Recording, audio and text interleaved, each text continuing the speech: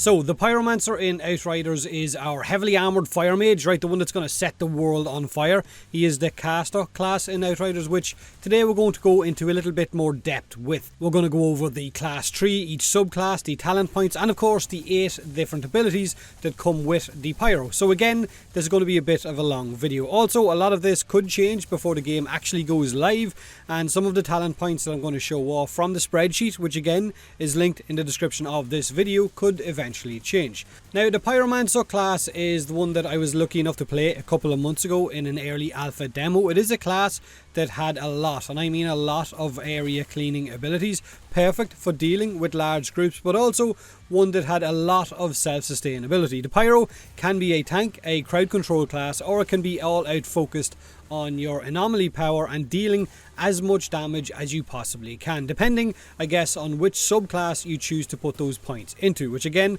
I'll go over in a second. Now, the Pyro's melee ability will deal damage and inflict a burn effect on the target that you hit.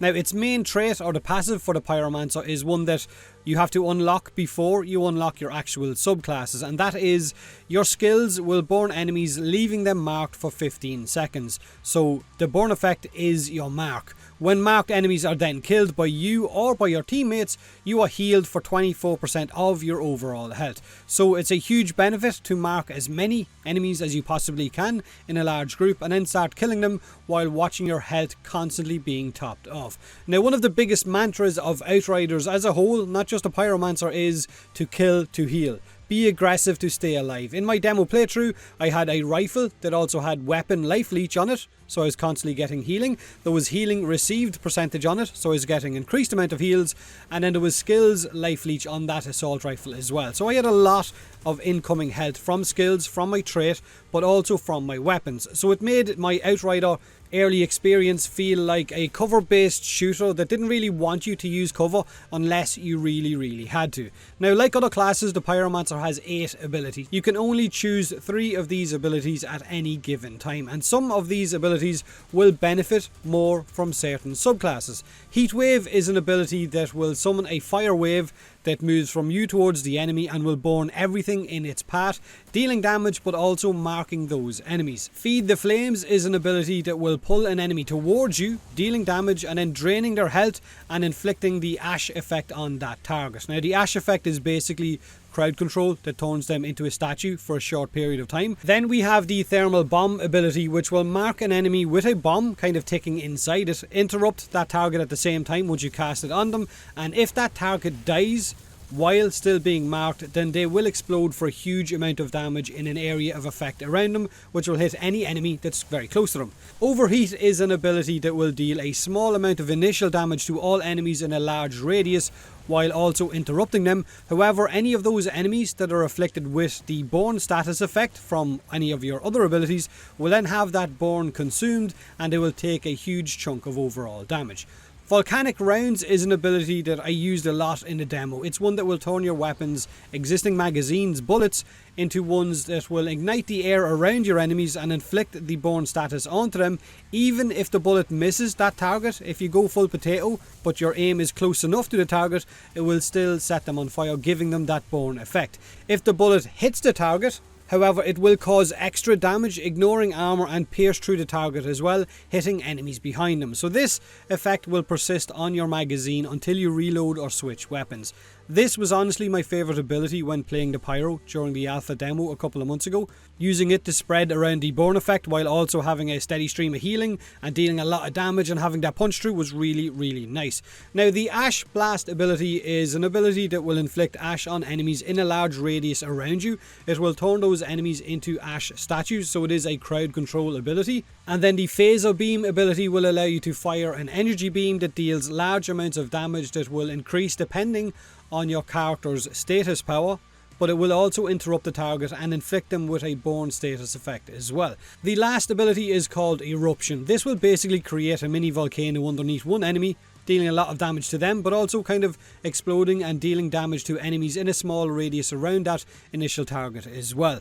Now, on a lot of these abilities, you will see a kind of type of explanation underneath the description of the ability, like Ignite Immobilize, Explosive or Interrupt. These are kind of the categories that each one of these abilities has been placed into, and it will help you decide which skill points or subclass to go along with these abilities in order to get the most out of them. For example, the Firestorm subclass, which I ran with during the demo, had a talent point called Anomalous Lava.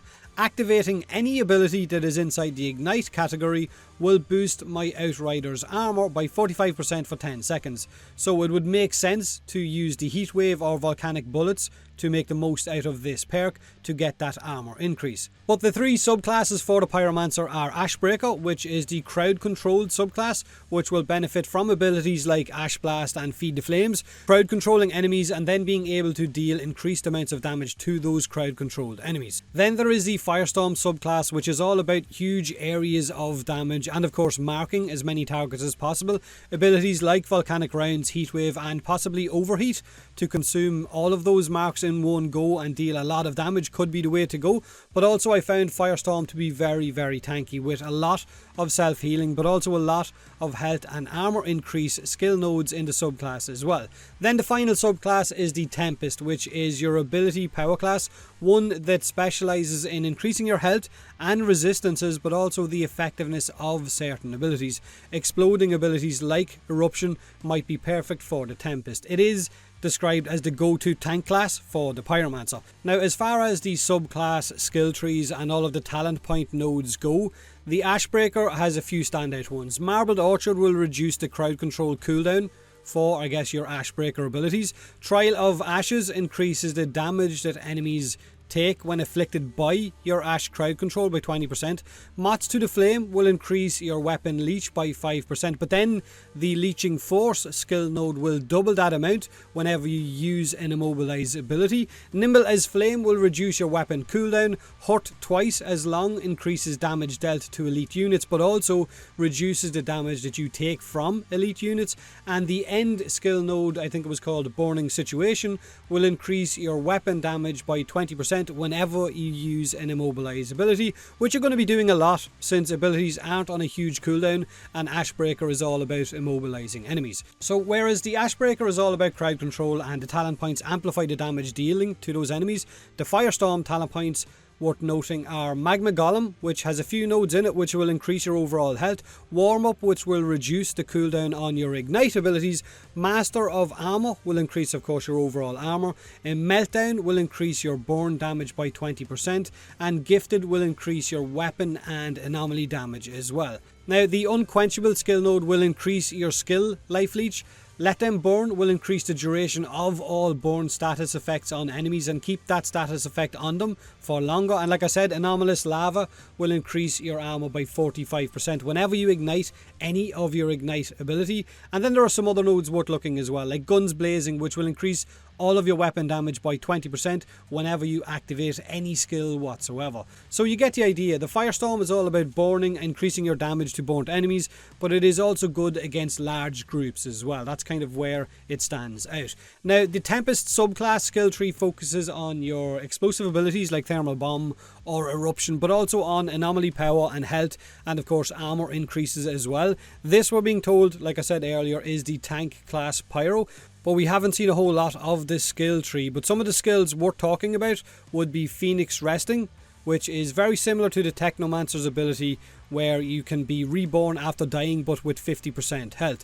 Now the Phoenix point will amplify that even further and allow you to respawn with 100% of your health. Chasing the Chill Away, which is a skill node that allows you to heal for 12% of your health whenever a marked target dies. So it is going to be tanky, but it's going to play off your kind of explosive skills while also giving you elements, I guess, of health regen as well. Like I said, one of the main mantras of the game is, of course, to deal damage to take health back. So that's basically the three different subclasses, their 8 abilities, the talent points, and what we know so far about the Pyromancer. Like I said in a previous video, legendary weapons will play a huge part. Armor sets are going to play a huge part in amplifying your class and what kind of, I guess, damage you can throw out or your survivability, but also the 350 different mods that's going to be available in Outriders that can also alter how your Pyromancer will play compared to someone else's Pyromancer.